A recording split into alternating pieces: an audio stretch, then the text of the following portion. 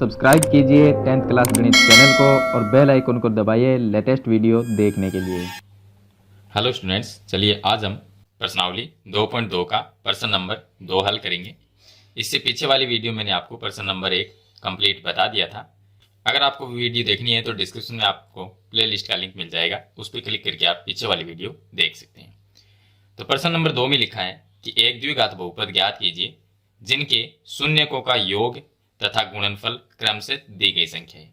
हमें एक द्विघात बहुपद ज्ञात करना है और इसमें लिखा है कि जिनके शून्यांकों का योग और जो शून्यक है उनका गुणनफल हमें दे रखा है।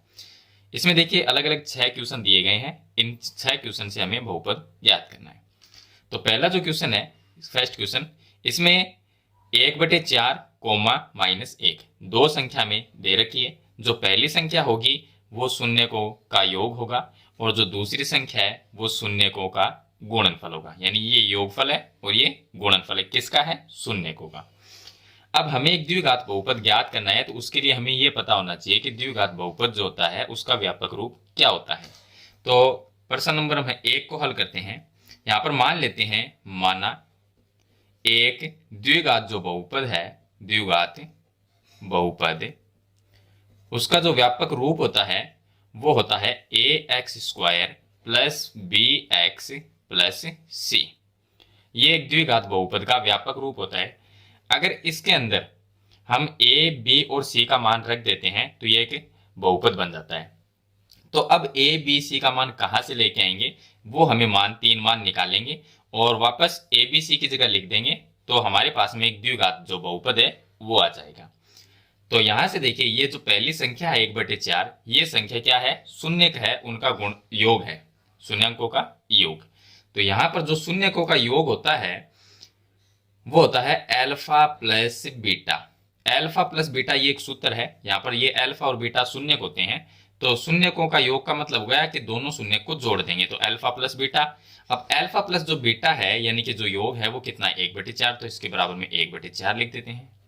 और जो अल्फा प्लस बीटा है वो सूत्र होता है, अल्फा प्लस बीटा बराबर होता है -b/a। ये एक सूत्र है।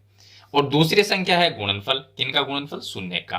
तो जो शून्यक है उनका गुणनफल है -1। तो शून्यक का गुणनफल का मतलब हो गया अल्फा गुणा बीटा, यानी दोनों शून्यक का गुणनफल वो हमें दे रखा है -1, हमने लिख दिया। और इसका जो सूत्र होता है वो होता है c/a। अब यहां पर देखिए, यहां से हम abc का मान निकालेंगे। ये जो b है इसके सामने 1 है और a के सामने 4 है तो a का मान कितना हुआ? 4 हुआ। यहाँ पर देखिए इसके बटे में कोई भी संख्या नहीं है तो a का मान यहाँ पर भी बराबर रहना चाहिए। यहाँ पर 4 है तो यहाँ पर भी 4 रहना चाहिए। लेकिन यहाँ पर 4 लेने के लिए हम क्या करेंगे कि ये जो -1 है, ये जो -1 है, इसको हम यहाँ पर जो a का मान 4 है तो इसको ऊपर नीचे 4 से गुणा कर देंगे। -1 को ऊपर भी 4 से गुणा करेंगे, इसके बट्टे में भी 4 से गुणा कर देंगे, क्योंकि हमें a का मान दोनों तरफ ही बराबर रखना है। यहाँ पर a का मान 4 है तो यहाँ पर भी a का मान 4 होना चाहिए।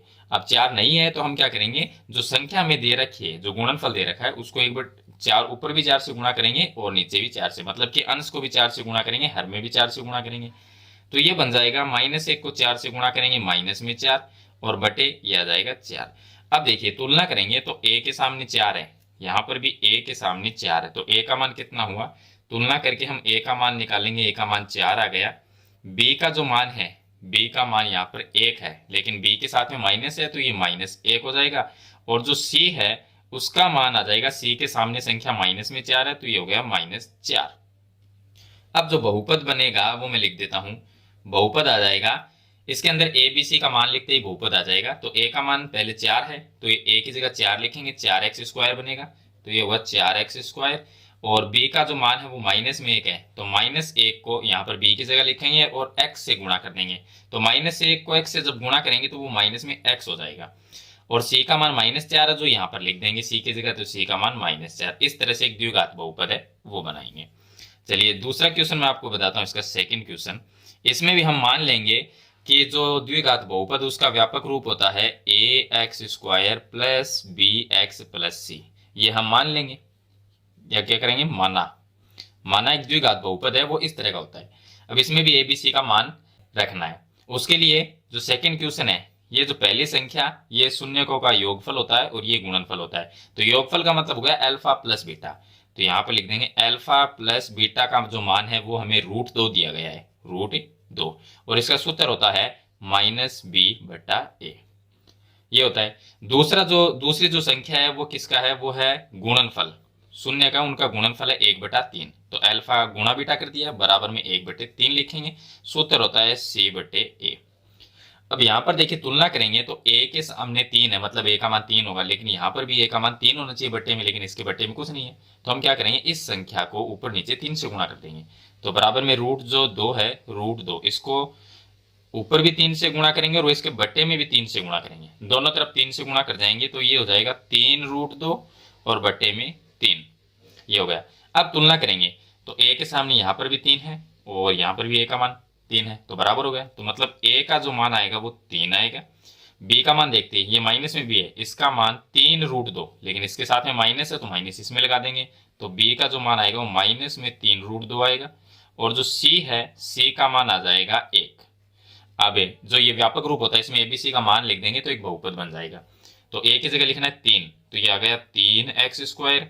b की जगह लिखेंगे माइनस में 3√2 और x है वो वापस लिख देंगे, और c का जो मान है वो 1 है तो c की जगह +1 आ जाएगा। तो इस तरह से एक द्विघात जो बहुपद है वो बन जाएगा। चलिए तीसरा क्वेश्चन इसका हल करते हैं। क्वेश्चन नंबर जो इसका 3 है उसमें दिया गया है 0 और √5। तो व्यापक रूप हम जानते हैं, व्यापक रूप होता है ax² + bx और +c। अब जो अल्फा प्लस बीटा है इसका मान तो है 0 और सूत्र होता है -b/a। अल्फा प्लस बीटा का सूत्र होता है -b/a। और दूसरा है अल्फा गुणा बीटा, दूसरी संख्या है √5 है तो गुणनफल √5 दिया गया है, और बराबर में इसका सूत्र होता है c/a। अब दोनों के बट्टे में कोई संख्या नहीं है, यहाँ पर 0 इसके बट्टे में भी कुछ नहीं है, √5 के बट्टे में भी कोई संख्या नहीं है, तो a का मान क्या रहेगा, तो a का मान हम क्या मान लेंगे, 1 मान लेंगे। फिर क्योंकि दोनों तरफ ही मान नहीं है तो हम क्या करेंगे, ऊपर नीचे 1 से गुणा कर सकते हैं। अगर हम इसको 1 से गुणा करेंगे ऊपर नीचे तो ये 0/1 क्यों रहेगा, और इसको ऊपर नीचे 1 से गुणा करेंगे तो ये आ जाएगा √5/1 लिख सकते हैं इसको। अब a का मान दोनों तरफ ही बराबर है, 1 है, तो इसका मतलब a का मान तो 1 रहेगा, और जो b है उसका मान रहेगा 0। -0 का कोई मतलब नहीं होता, 0 ही होगा। और c है, c का जो मान है वो रहेगा √5, तो c बराबर हम लिख देंगे √5, ये लिख देंगे।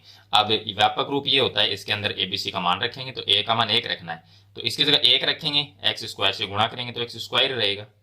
उसके बाद b का मान तो 0 ही हो गया, तो डायरेक्ट हम c का मान लिख देंगे। तो c प्लस में है, c की संख्या क्या है, प्लस में, तो ये प्लस में आ जाएगा √5। लिखने तो आप इसको ऐसा भी लिख सकते हो x²।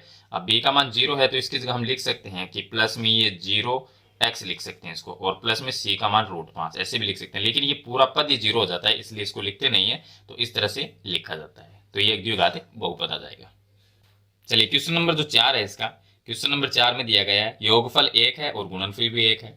तो अल्फा प्लस बीटा, पहले तो मान लेंगे कि जो माना द्विघात बहुपद होता है वो ax² + bx + c के रूप का होता है। अब यहाँ पर अल्फा प्लस बीटा जो है उसका मान दे रखा है प्लस में 1 दे रखा है, यहाँ पर 1 दे रखा है, और इसका सूत्र होता है -b/a।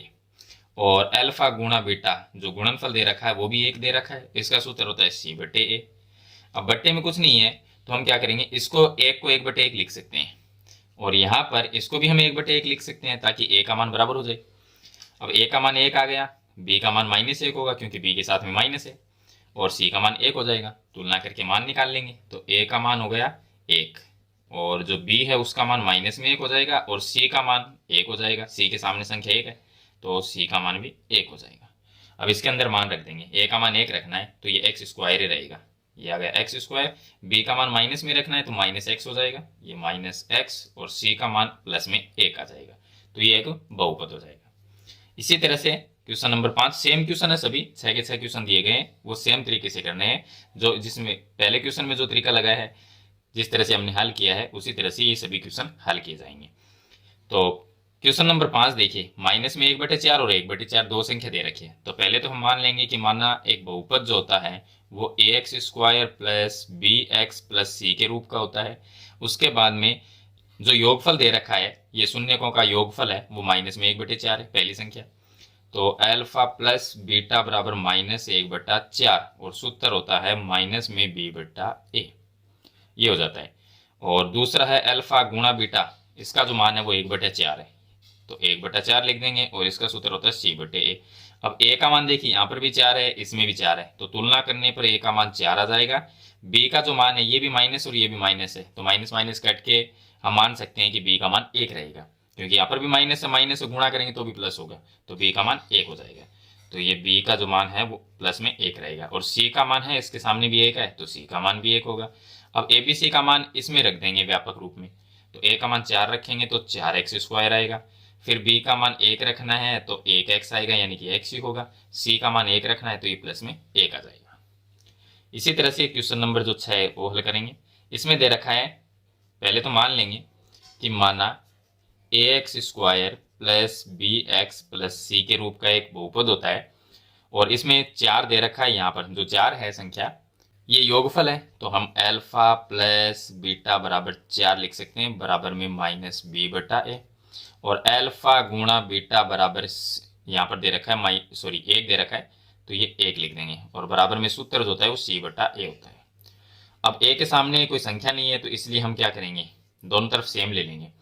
तो एक जैसा करने के लिए, इसमें भी बट्टे में कोई संख्या नहीं है, इसके बट्टे में भी नहीं है, तो बट्टे में 1 1 मान लेंगे। तो इसको हम 4/1 लिख सकते हैं, और इसको हम 1/1 लिख सकते हैं। 1 को क्या लिख सकते हैं, 1/1, 4 को लिख सकते हैं 4/1, ताकि a का जो मान है वो दोनों तरफ बराबर हो जाए। तो a का मान क्या आया, a का मान 1 हो गया। b का जो मान है, b के सामने देखेंगे 4 है, लेकिन ये -4 हो जाएगा, तो ये -4। और c है, उसके सामने 1 है, तो c का मान 1। अब इसके अंदर रखेंगे तो a का मान 1 रखना है तो x² रहेगा, b का मान -4 रखना है तो 4x होगा, c का मान 1 रखना है तो प्लस में 1, ये बन जाएगा द्विघात बहुपद। तो इस तरह से आपके प्रश्न नंबर जो 2 है उसमें एक द्विघात बहुपद आपको ज्ञात करना है, जिसमें शून्यकों का योग और शून्यकों का गुणनफल क्रम से दी गई संख्या है। जो भी इसमें संख्या दे रखी है उसमें से पहली संख्या योगफल होगा, दूसरी संख्या गुणनफल है। तरीका मैंने आपको हल करने का बता दिया, किस तरह से एक द्विघात बहुपद को ज्ञात किया जाता है। मेरे ख्याल से ये क्वेश्चन आपको अच्छी तरह से समझ में आ गए होंगे। फिर भी इनके बारे में कोई सवाल या सुझाव है तो कमेंट बॉक्स में जरूर लिखना। वीडियो पसंद आए तो लाइक और शेयर जरूर करना, इस चैनल पर नए तो सब्सक्राइब करना। हम मिलते हैं नेक्स्ट वीडियो में, तब तक के लिए थैंक यू।